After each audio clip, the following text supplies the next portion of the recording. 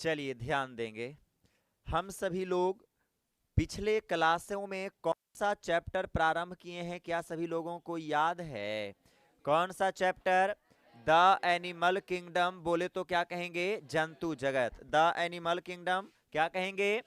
जंतु जगत। हमने बोला इस संसार में जितने जीव जंतु हैं, सारे जीव जंतुओं को किसके अंतर्गत रखा गया? जंतु जगत के अंतर्गत। और हमने बोला कि जंतु जगत में तो रखा गया, लेकिन एक वैज्ञानिक का नाम था, याद कीजिए क्या नाम था? Gorges Cuvier. जॉर्जस क्यूवियर ने जंतु जगत को कितने संघों में डिवाइड किया? 31 संघों में, जिसमें से 10 संघ क्या था? बड़ा, और एक संघ क्या था? छोटा। लेकिन हमें कई संघों के बारे में पढ़ना है? 11 संघों के बारे में पढ़ना है। नाम भी जो वहां पर याद रहना चाहिए। इसमें से 10 संघ कौन है? बड़ा है, और एक संघ क्या है? छोटा। आइए तो अब हम आपके सामने इस 10 संघ के 11 संघ के नाम आप लोगों को याद होगा। कल की क्लासों में आपको हम पूरा संपूर्ण तरीके से अच्छे से याद करवा दिए थे। क्या याद है? पहला संघ क्या? पोरीफेरा। दूसरा क्या? सिलेंट्रेटा। तीसरा क्या? टीनोफेरा। अगला क्या? प्लेटी हेलमेंथीज। अगला क्या? Aschelminthes. उसके आगे एनेलीडा। उसके आगे ऑर्थोपोडा। उसके आगे मोलस्का। उसके आगे एकानोडर्मिटा। उसके बाद हेमिकोडेटा। उसके बाद कॉर्डेटा। तो ये आपको पूरा 11 के 11 याद है, हम जानते हैं। अब हम सबसे पहले अब एक छोटा सा हेडिंग देखेंगे। जंतु जगत की अगर बात करें बाबू, तो जंतु जगत को में जो जीवों के बांटा गया संघों में, वह कितने आधार पर बांटा गया? 6 आधार पर।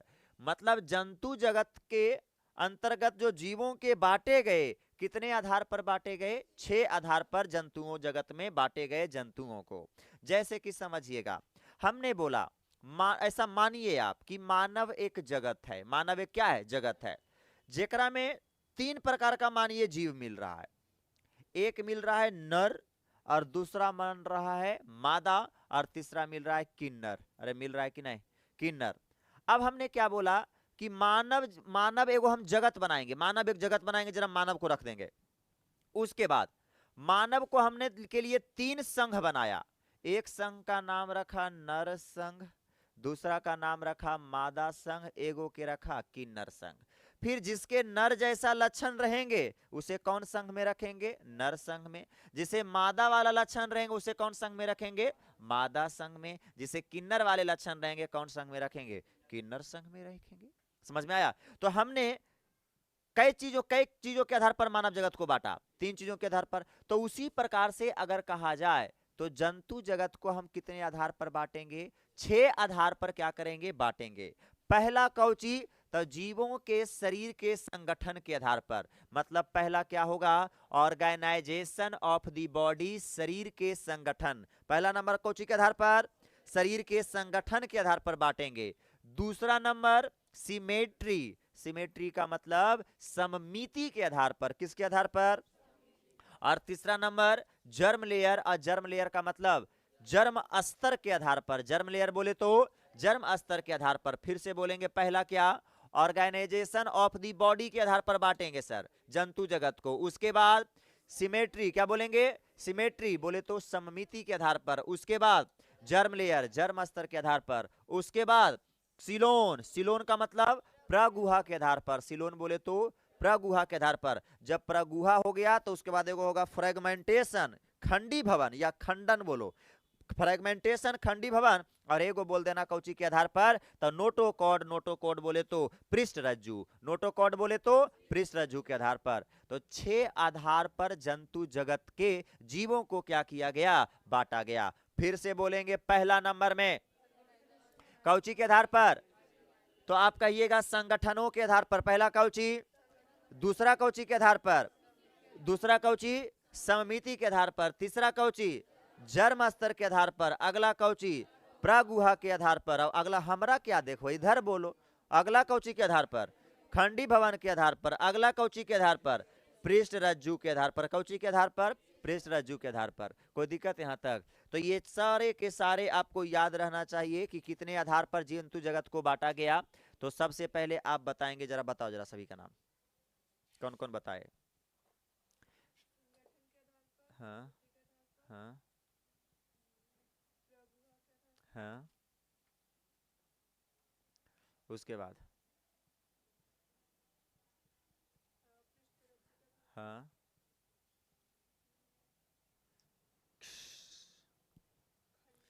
हाँ, खंडी भवन हो गया, बता दी सारा, बहुत खूब, बैठो।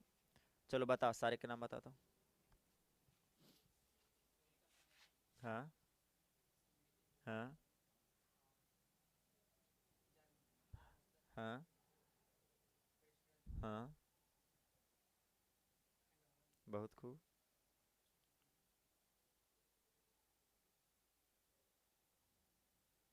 सिलोन। चलो बैठ जाओ, खड़ा हो जाएगी, खड़ा हो जाओ। आसफा, बोलो। हाँ हाँ हाँ हाँ। हम्म।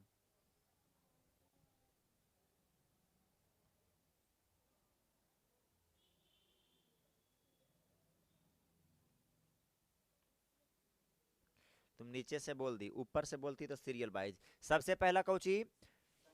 संगठन के आधार पर। दूसरा नंबर सममिति। तीसरा नंबर जर्म स्तर। तीसरा नंबर, उसके बाद सिलोन बोले तो प्रगुहा। उसके बाद कौची के आधार पर?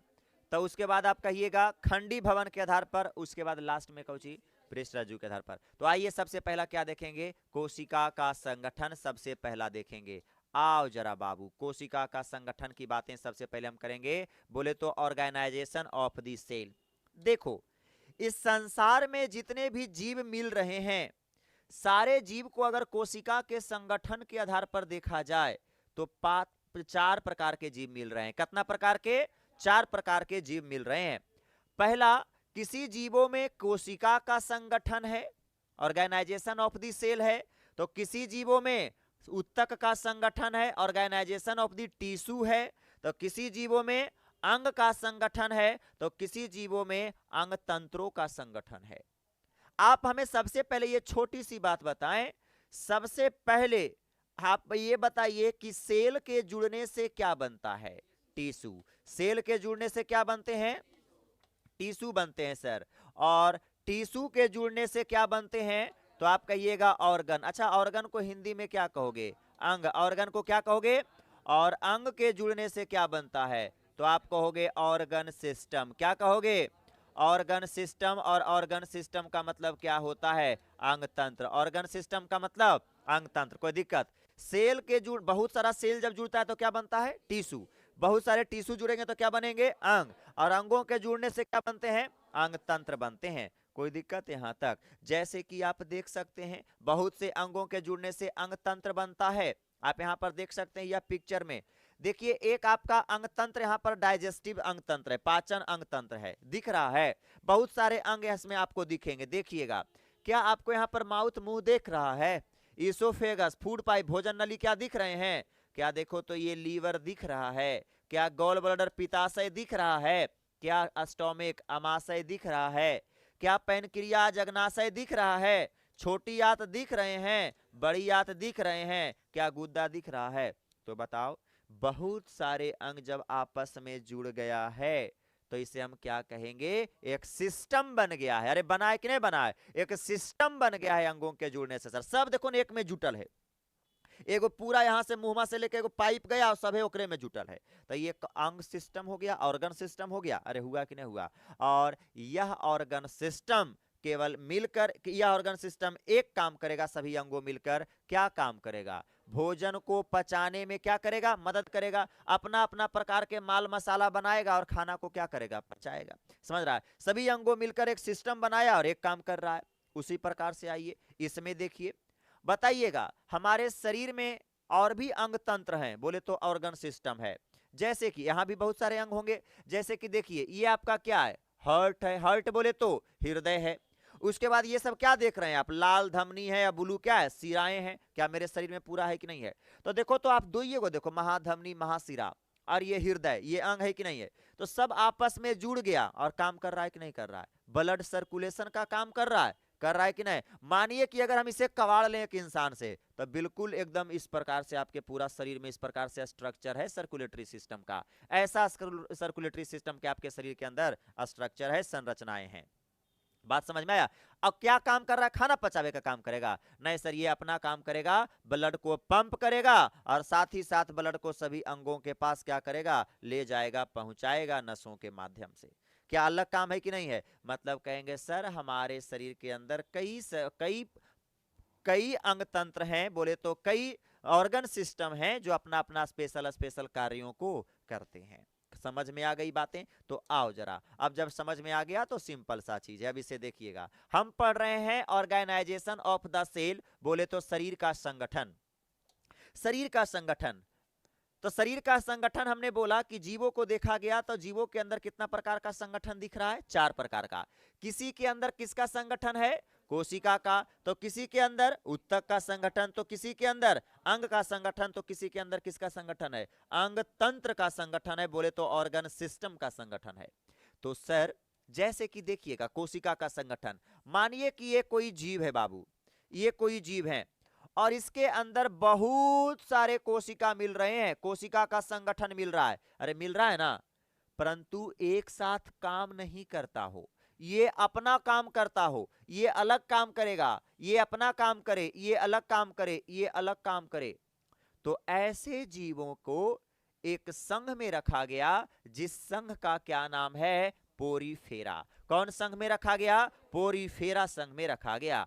वैसा जीव जिसके अंदर कोशिकाओं का संगठन तो मिलता हो, परंतु सभी एक साथ मिलकर काम नहीं करता हो। अगर एक साथ मिल जाएगा तो उत्तक बन जाएगा जी। एक साथ मिलकर काम नहीं करता हो तो उसे हम बताओ, उस जीव को आप कौन से संघ में रखिएगा? पोरीफेरा। कौन संघ में?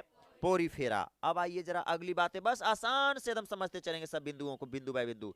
उसके बाद अगला क्या है? ऑर्गेनाइजेशन ऑफ द टिश्यू, उत्तक का संगठन। एगो हमको ऐसा जीव दिखा जिसके अंदर टिश्यू है, जिसके अंदर क्या है? टिश्यू है। टिश्यू बोले तो उत्तक, ये देखो टिश्यू है, ये टिश्यू है, ये टिश्यू है, और सारे टिश्यू अपना अलग अलग कार्यों को कर रहे हैं। ये अपना अलग कार्य कर रहा है, ये अलग कार्य कर रहा है, और ये टिश्यू अलग कार्य कर रहा है। तो ऐसे टिश्यू का संगठन तो है लेकिन एक काम को सभी मिलके नहीं कर रहे हैं, तो ऐसे जीवों को आप कौन संघ में रखोगे? सिलेंट्रेटा, या और किस में रखोगे? टिनोफेरा। सिलेंट्रेटा में, या फिर आप किस में रखोगे? टिनोफेरा में। सिलेंट्रेटा या टिनोफेरा में। अब अगली बात आइएगा, अब हमको कोई जीव और दिखा, कोई और जीव दिखा इस पृथ्वी पर, जंतु जगत है, बहुत सारे जीव होंगे। अब फिर हमको कोई जीव दिखा और उस जीव के अंदर बहुत सारे अंग हैं, अंगों का संगठन तो है लेकिन वह अंग एक साथ मिलकर कार्य नहीं कर रहा है, तो उस जीव को कौन सा संघ में रख दिया गया? तो आप कहोगे प्लेटीहेल्मिन्थेस। किस में रख दिया गया? प्लेटीहेल्मिन्थेस। किस में रख दिया गया? प्लेटीहेल्मिन्थेस में रख दिया गया। और कुछ जीवों में देखा गया, कुछ जीवों में देखा गया कि अंग तंत्र बहुत सारे हैं। ऑर्गन सिस्टम का मतलब अंग तंत्र, बहुत सारे अंग तंत्र हैं, अंग तंत्र हैं, हम अंग तंत्र लिख रहे हैं, चलो अंग तंत्र का नाम भी लिख देते हैं, डाइजेस्टिव सिस्टम। डाइजेस्टिव सिस्टम को आप क्या कहोगे? पाचन तंत्र। और ये अंग तंत्र का चलो हम नाम लिख देते हैं आपके सामने, परिसंचरण तंत्र। क्या नाम रख दिए? परिसंचरण तंत्र। और इसका हमने नाम रख दिया कंकाल तंत्र। मतलब बहुत प्रकार के सिस्टम तंत्र हैं, है कि नहीं है? और सब अपना अपना कार्य कर रहा है।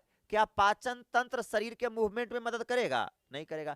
कंकाल तंत्र पाचन में मदद करेगा? नहीं करेगा। परिसंचरण तंत्र कंकाल को हेल्प करेगा? नहीं। सर अलग अलग अंग तंत्र हैं, तो ऐसे जीवों को आप सर कौन से संघ में रखिएगा? तो बाकी जितना संघ है ऐसे जीवों को वैसे संघ में रख देंगे। जैसे कि कौन कौन बच गया? तो कहिएगा एस्केहेल्मिन्थेस। और कौन बच गया? Annelida arthropoda Mollusca. Annelida arthropoda.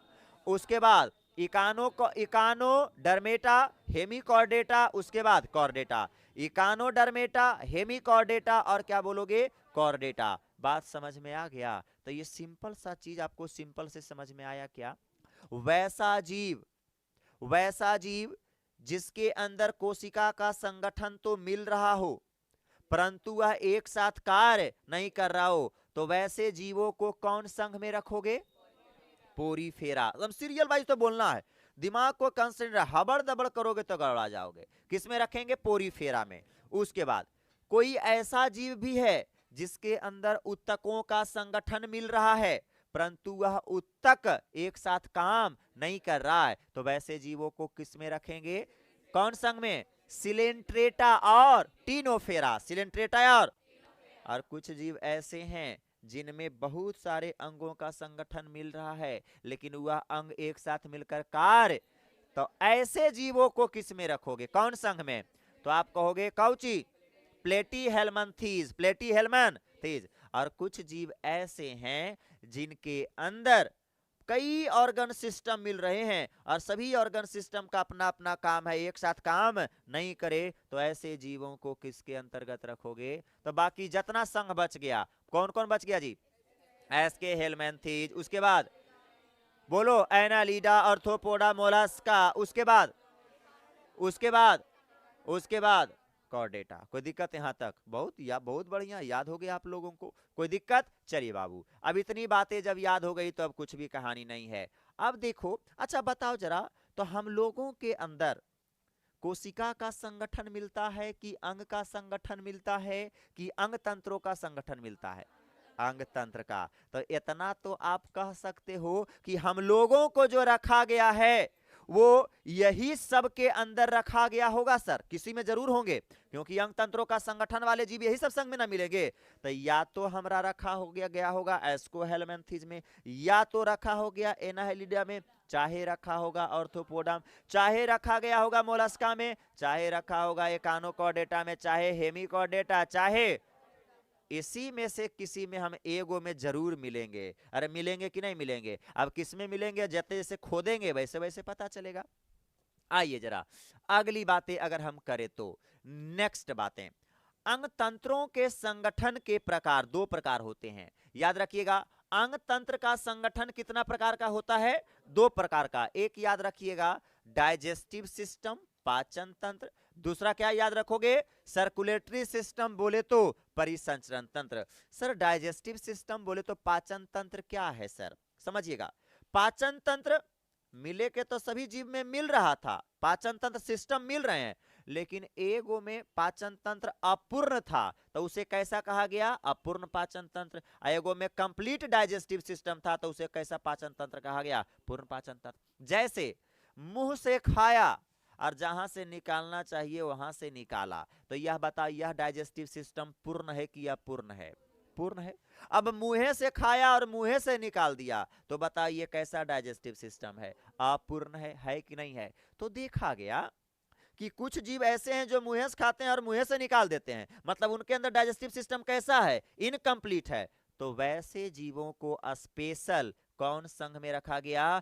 5 से लेकर 11 तक वाले संघ में रखा गया। अब बताओ 5 से लेकर 11 कौन है? अब बताओ जरा, अब याद रखो एस्के हेलमेंथीज, वहीं से स्टार्ट हो रहा है, एस्के हेलमेंथीज, उसके बाद एनालिडा, आर्थ्रोपोडा, मोलस्का, उसके बाद एकानोडर्मेटा, उसके बाद हेमिकॉर्डेटा, उसके बाद कॉर्डेटा। मतलब सर अपूर्ण पाचन तंत्र वाले को 5 से लेकर डायरेक्ट लगातार कहां तक रखा गया? 11। जबकि कंप्लीट डाइजेस्टिव सिस्टम जिसका था उसको किस में रखा गया? दूसरा नंबर बोले तो सिलेंट्रेटा, तीसरा नंबर बोले तो टीनोफेरा, चौथा नंबर बोले तो प्लेटीहेल्मिन्थीज। प्लेटीहेल्मिन्थीज। कोई दिक्कत यहां तक? अब आइए जरा सर्कुलेटरी सिस्टम की अगर बात करें तो सर्कुलेटरी सिस्टम भी जीवों में दो प्रकार के मिल रहे थे। कोई जीव में ब्लड का जो परिसंचरण होता है एकदम बंद नसों में होता है और कोई जीव में खुला परिसंचरण होता है। तो जिसमें बंद नसों में अगर ब्लड का परिसंचरण हो तो उसे कहेंगे क्लोज ब्लड सर्कुलेशन, कहेंगे कि नहीं कहेंगे? और जिसमें खुला होगा उसे हम क्या कहेंगे? ओपन ब्लड सर्कुलेटरी सिस्टम, कहेंगे कि नहीं कहेंगे? जैसे कि हम लोगों के अंदर ब्लड का सर्कुलेशन कोची में होता है? नसों में। क्लोज है कि ओपन है? क्लॉज है। तो वो क्लॉज वाले को कौन संघ में रखा गया? सातवां। और कौन संघ में? आठवां। सातवां में कौन है? सातवां में कौन है? आर्थ्रोपोडा। और आठवां में कौन है? मोलस्का। सातवां आर्थ्रोपोडा और आठवां मोलस्का। नंबरिंग से याद रखना है। जबकि ओपन सर्कुलेटरी सिस्टम में बताओ खुला रक्त परिसंचरण जिसमें था उसे कहां रखा गया जी? तो 11वां नंबर, 11वां में बताओ कौन है? कॉर्डेटा। कॉर्डेटा को रखा गया। कोई दिक्कत यहां तक? मतलब जिसके अंदर सर्कुलेटरी सिस्टम तो मिल रहे थे लेकिन खुला मिल रहा था, तो उसे कौन संघ में रखा गया उस जीव को? 11वां नंबर में। कौन नंबर में? अब आप छोटा सा हमें बताइएगा, हमारे अंदर बंद सर्कुलेटरी सिस्टम होता है कि ओपन होता है? बंद।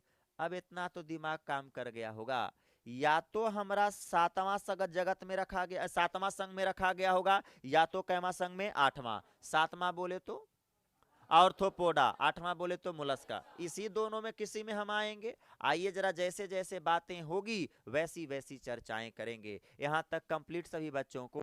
तो ये थी पूरी आज की कहानी, मेरी जुबानी कैसी लगी बतानी। बात समझ में आया? कंप्लीट यहां तक। क्या चैप्टर जटिल है? क्या बिल्कुल हलवा है? नाम हार्ड हार्ड है या सब हलवा जैसा लग रहा है नाम? अब लग रहा है कि नहीं? अब लग रहा है कुछ नाम में दमे नहीं है। अगर कोई शुरू में देख लेगा ना, तब माथा का दर्द जैसी प्लेटी अब फ्लोटे करते रह जाएगा। तो अब आपके लिए सारा आसान हो गया पूरा का पूरा चैप्टर। जहां तक लिखे थे वहां से आगे नेक्स्ट आप हेडिंग मारिएगा। हेडिंग मारिएगा, लिखा रहे हैं जो